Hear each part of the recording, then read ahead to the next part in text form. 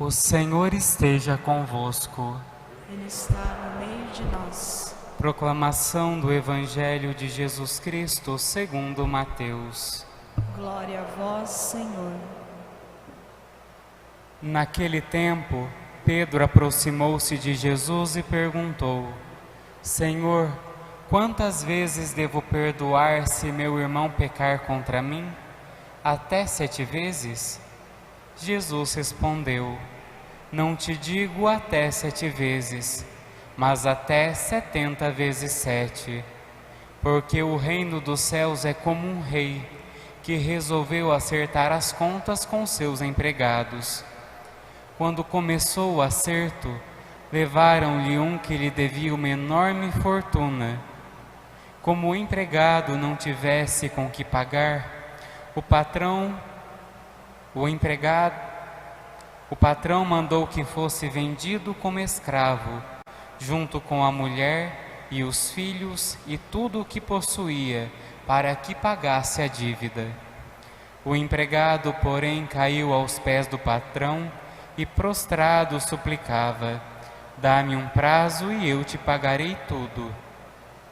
Diante disso, o patrão teve compaixão, soltou o empregado e perdoou-lhe a dívida. Ao sair dali, aquele empregado encontrou um dos seus companheiros que lhe devia apenas 100 moedas. Ele o agarrou e começou a sufocá-lo, dizendo: Paga o que me deves. O companheiro, caindo aos seus pés, suplicava: Dá-me um prazo e eu te pagarei. Mas o empregado não quis saber disso. Saiu e mandou jogá-lo na prisão até que pagasse o que devia. Vendo o que havia acontecido, os outros empregados ficaram muito tristes. Procuraram o patrão e lhe contaram tudo. Então o patrão mandou chamá-lo e lhe disse: Empregado perverso, eu te perdoei toda a tua dívida, porque tu me suplicaste. Não devias tu também ter compaixão do teu companheiro, como eu tive compaixão de ti? O patrão indignou-se e mandou entregar aquele empregado aos torturadores, até que pagasse toda a sua dívida. É assim que o meu Pai que está nos céus fará convosco, se cada um não perdoar de coração ao seu irmão. Palavra da salvação. Glória a vós, Senhor.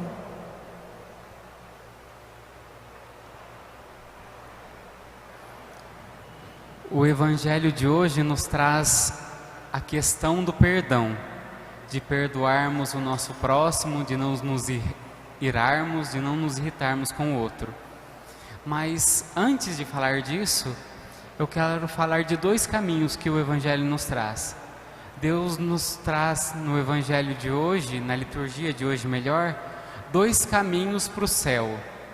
Um caminho imperfeito e um caminho perfeito. O caminho imperfeito é baseado no medo. Então, se a gente lê o Evangelho, a primeira leitura, a gente vê falando: olha, pensa no final da tua vida, quando você morrer, você vai chegar junto de Deus, Ele vai te cobrar. Ele vai te cobrar o perdão que você não deu, o mal que você fez. Ele vai te cobrar de tudo aquilo que você não fez e vai vingar de você. Isso é o caminho do medo. Porque quando a gente ouve isso, até treme as pernas. A gente fala: nossa, será que está chegando o meu dia? Será que está chegando a hora de eu estar diante de Deus? E aí, por medo, a gente tenta deixar o mal e caminhar rumo ao bem. E muitas vezes é assim que acontece na nossa vida. É só a gente pensar. Às vezes a gente não pensa concretamente nisso, mas quando acontece alguma coisa que não é boa na nossa vida, na hora vem aquele pensamento: o que eu fiz para Deus? Será que Deus está vingando de algum mal que eu fiz? Então, se alguma coisa não deu certo na malharia, se alguma coisa não deu certo na tua casa, se nos estudos você estudou e não deu certo, você fala: nossa, o que eu fiz para Deus para estar merecendo isso? Tudo isso é uma mentalidade de Deus que vem vingar, de Deus que vem retribuir um mal que eu fiz, de um Deus que me trata de acordo com a minha maldade. Então esse é um caminho imperfeito que pode nos levar para Deus, nos levar a adquirir virtudes, levar a gente a corrigir os nossos maus atos. Só que o caminho perfeito é o caminho da bondade. Eu gosto muito de pensar nesse exemplo de como Deus nos trata. Deus, Ele é um pai bom, que quando vê o filho errar, Ele não vem batendo, mas Ele senta com o filho e fala: olha, esse caminho está errado, faz assim que é melhor. E Deus, quando Ele faz isso com a gente, Ele não faz isso porque Ele quer que a gente seja do jeito dele. Ele faz isso porque quer que nós sejamos melhor para nós. Se nós pensarmos no assunto do perdão ou da mágoa, a mágoa faz mal para mim. Porque vamos dizer, eu estou magoado com o Senhor, porque o Senhor me cortou ali no trânsito. O Senhor nem viu, não está nem aí, nem está lembrando. Eu que fico aquilo lá, né? Então eu chego na missa e falo: nossa, me cortou ali, que raiva, por que Ele não deixou passar? Eu sou padre. E aquilo vai me corroendo. Então a mágoa, o ressentimento me destrói, faz mal para mim, acaba com a minha vida, acaba com a minha saúde. Então quando Deus nos dá ensinamentos, não é para você ser bonzinho, mas para você viver bem, para você viver bem a tua vida. E esse é Deus. E para tocarmos nesse Deus, a gente tem que olhar para Jesus, porque é Jesus que nos mostra Deus. Jesus que nos mostra Deus de modo concreto. E eu celebrei algumas missas ontem e hoje, e eu fiquei pensando muito naquele evangelho que Jesus fala: ninguém tira a minha vida, eu a dou por vontade própria, né? Eu a dou por mim mesmo. Mas se a gente olha para a cruz sem fé, a gente fala: uai, como que Ele dá a vida dele, sendo que prenderam, primeiro traíram, negaram, prenderam, bateram nele e mataram ele como um assassino? Mas Ele falou: ninguém tira a minha vida, eu que dou.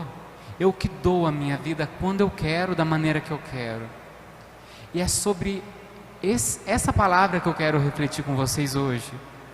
Porque muitas vezes nós vemos o caminho do bem como algo que eu estou perdendo. Então quando eu estou numa situação que eu percebo que eu preciso perdoar, eu falo: nossa, eu vou ser bobo de perdoar? Eu vou perdoar, vai fazer de novo comigo? Eu vou dar o perdão, mas eu tenho certeza que daqui a pouco vai fazer a mesma coisa. Então quando alguém destrói o meu amor, eu falo: não vou amar de novo não, para quê? Não vou ser bobo, já fui maltratado uma vez, não vou ser de novo.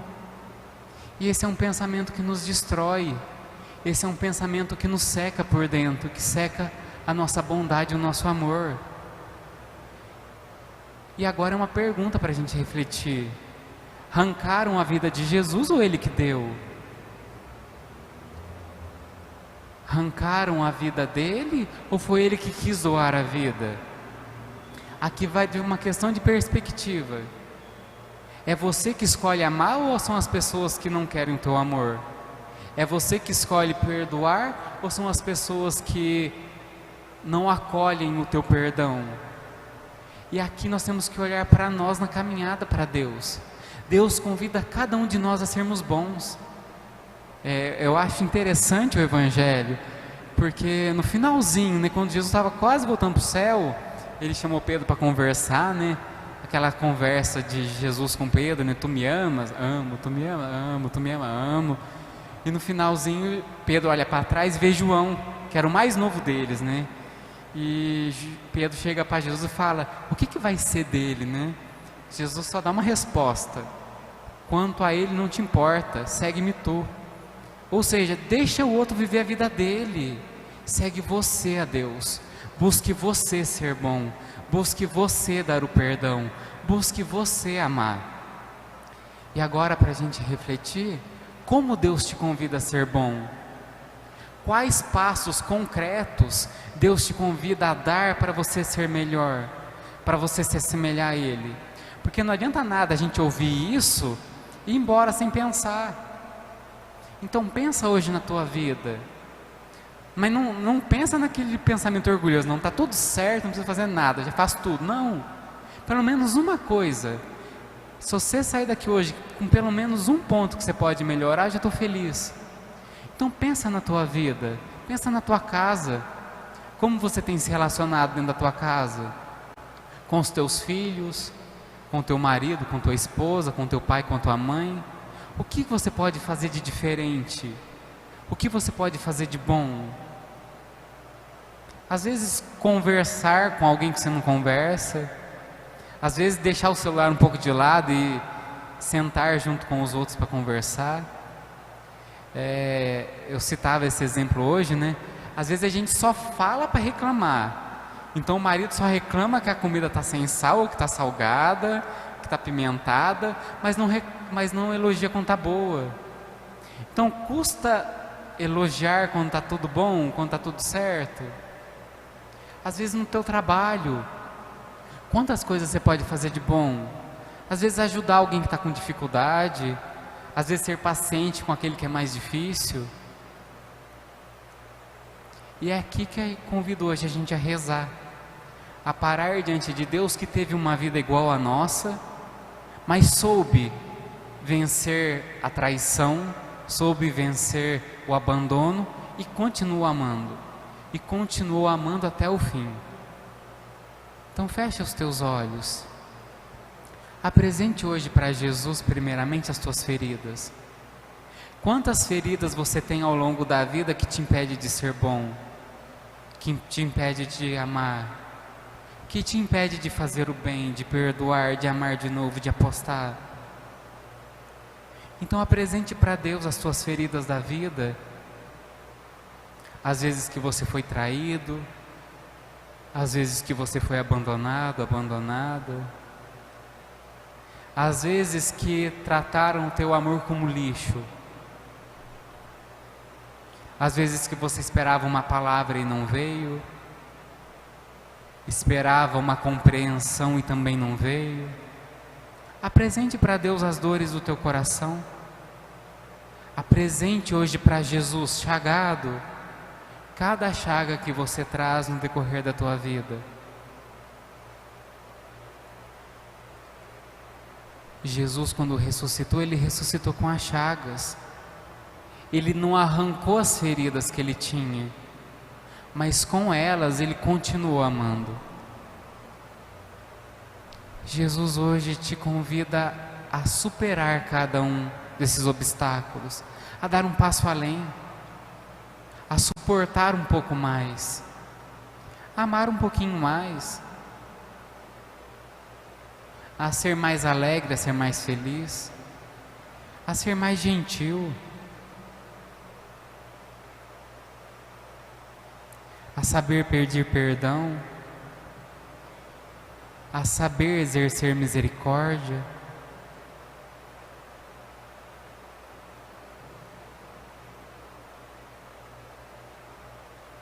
Teve um dia que Jesus estava cansado, porque Ele ensinava, o povo não aprendia, Ele ensinava, o povo não aprendia. E Ele falou: até quando eu vou ter que aguentar esse povo? Mas Ele aguentou, mas Ele ficou, Ele não abandonou.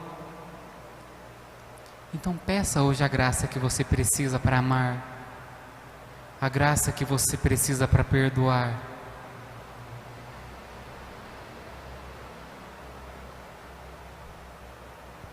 São João nos fala que no final da vida nós seremos julgados unicamente pelo amor.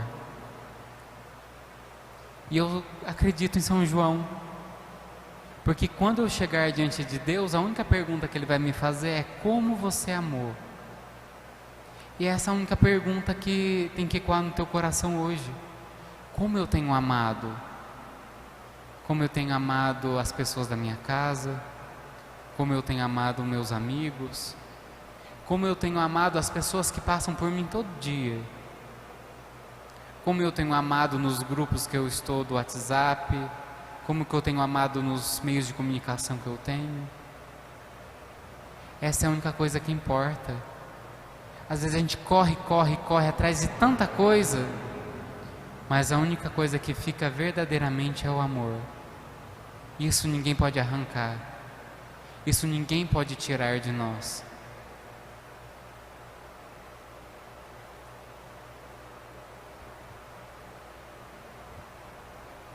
Ó Jesus, apresento hoje cada um desses meus irmãos que estão aqui.